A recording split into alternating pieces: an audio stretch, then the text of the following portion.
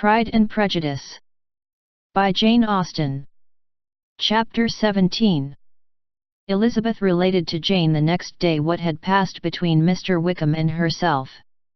Jane listened with astonishment and concern. She knew not how to believe that Mr. Darcy could be so unworthy of Mr. Bingley's regard, and yet, it was not in her nature to question the veracity of a young man of such amiable appearance as Wickham. The possibility of his having endured such unkindness was enough to interest all her tender feelings, and nothing remained therefore to be done, but to think well of them both, to defend the conduct of each, and throw into the account of accident or mistake whatever could not be otherwise explained. "They have both," said she, "been deceived, I dare say, in some way or other, of which we can form no idea. Interested people have perhaps misrepresented each to the other. It is, in short, impossible for us to conjecture the causes or circumstances which may have alienated them, without actual blame on either side." "Very true, indeed. And now, my dear Jane, what have you got to say on behalf of the interested people who have probably been concerned in the business? Do clear them too, or we shall be obliged to think ill of somebody. Laugh as much as you choose, but you will not laugh me out of my opinion. My dearest Lizzie, do but consider in what a disgraceful light it places Mr. Darcy, to be treating his father's favourite in such a manner, one whom his father had promised to provide for. It is impossible. No man of common humanity, no man who had any value for his character, could be capable of it. Can his most intimate friends be so excessively deceived in him? Oh! No. I can much more easily believe Mr. Bingley's being imposed on, than that Mr. Wickham should invent such a history of himself as he gave me last night, names, facts, everything mentioned without ceremony. If it be not so, let Mr. Darcy contradict it. Besides, there was truth in his looks. It is difficult indeed, it is distressing. One does not know what to think. I beg your pardon, one knows exactly what to think." But Jane could think with certainty on only one point, that Mr. Bingley, if he had been imposed on, would have much to suffer when the affair became public.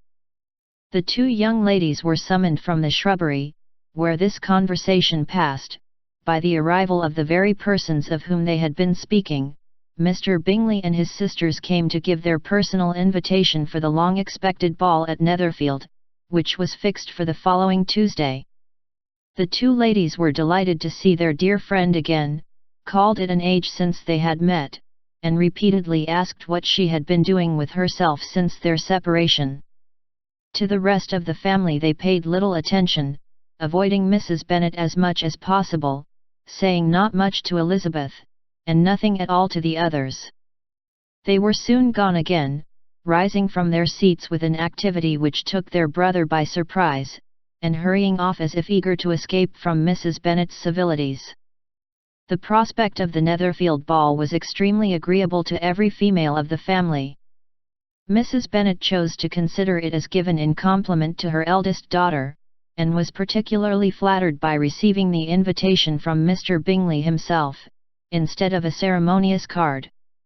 Jane pictured to herself a happy evening in the society of her two friends, and the attentions of their brother, and Elizabeth thought with pleasure of dancing a great deal with Mr. Wickham, and of seeing a confirmation of everything in Mr. Darcy's look and behaviour.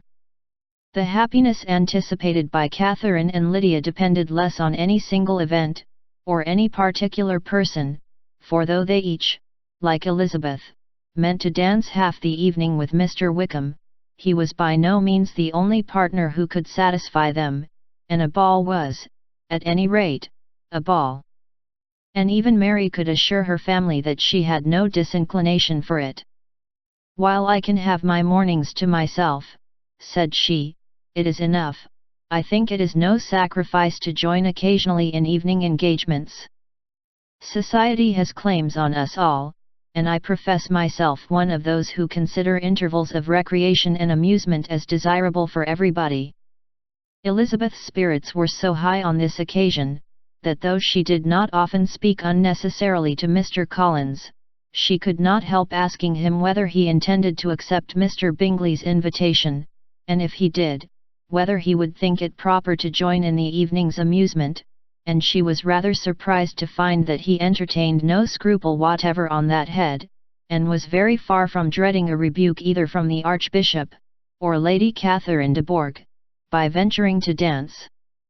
"I am by no means of the opinion, I assure you," said he, "that a ball of this kind, given by a young man of character, to respectable people, can have any evil tendency, and I am so far from objecting to dancing myself, that I shall hope to be honoured with the hands of all my fair cousins in the course of the evening, and I take this opportunity of soliciting yours, Miss Elizabeth, for the 2 first dances especially, a preference which I trust my cousin Jane will attribute to the right cause, and not to any disrespect for her."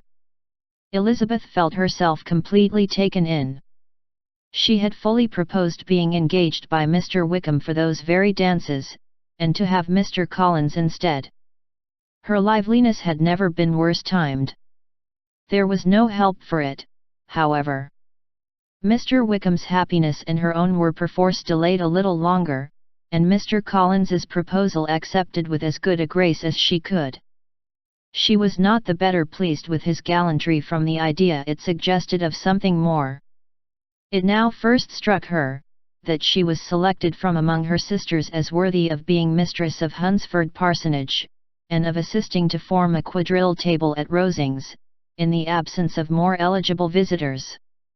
The idea soon reached to conviction, as she observed his increasing civilities toward herself, and heard his frequent attempt at a compliment on her wit and vivacity, and though more astonished than gratified herself by this effect of her charms, it was not long before her mother gave her to understand that the probability of their marriage was extremely agreeable to her.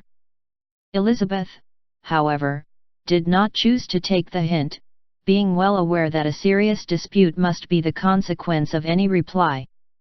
Mr. Collins might never make the offer, and till he did, it was useless to quarrel about him. If there had not been a Netherfield ball to prepare for and talk of, the younger Miss Bennets would have been in a very pitiable state at this time, for from the day of the invitation, to the day of the ball, there was such a succession of rain as prevented their walking to Meryton once. No aunt, no officers, no news could be sought after the very shoe roses for Netherfield were got by proxy. Even Elizabeth might have found some trial of her patience in weather which totally suspended the improvement of her acquaintance with Mr. Wickham, and nothing less than a dance on Tuesday, could have made such a Friday, Saturday, Sunday, and Monday endurable to Kitty and Lydia.